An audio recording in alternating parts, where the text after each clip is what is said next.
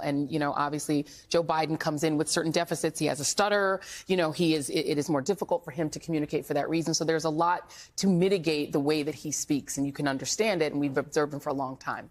That said, I, too, was on the phone throughout much of the debate with Obama world people, with Democrats, with people who are political operatives, with campaign operatives. My phone really never stopped buzzing throughout.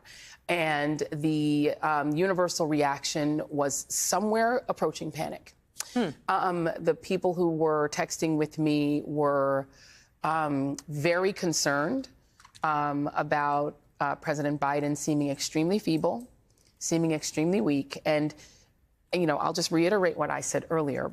President Biden had one job tonight, and it was one primary job.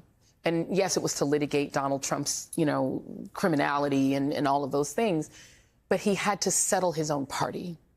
He needed to settle Democrats. Democrats, they always talk about Democrats are bedwetters and Democrats are always panicking. Yes, Democrats are always panicking. They're always scared, right? They're always thinking they're going to lose. Like, Democrats are very pessimistic. This is just neurotic. Who they are. They're neurotic. But Joe Biden's job was to reassure them tonight.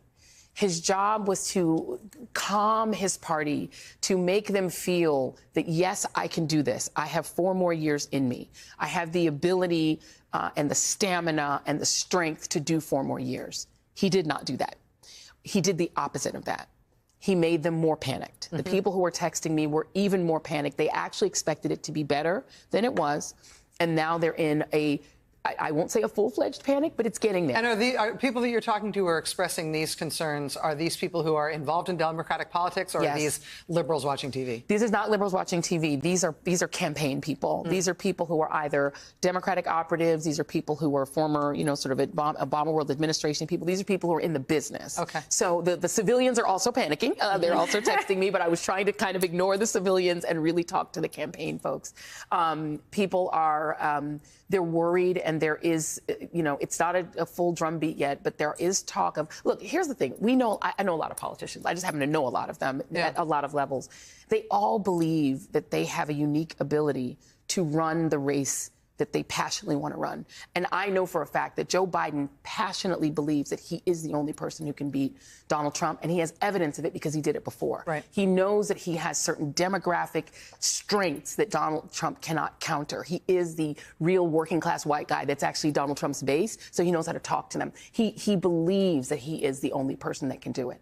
The problem is, after tonight, his party doesn't believe that.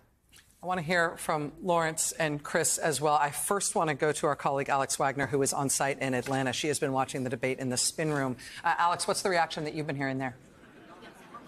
I'm not going to put a fine sheen on it or a spin on it, even though I'm in the spin room, Rachel. There has been a uniformly negative reaction to Biden's performance tonight.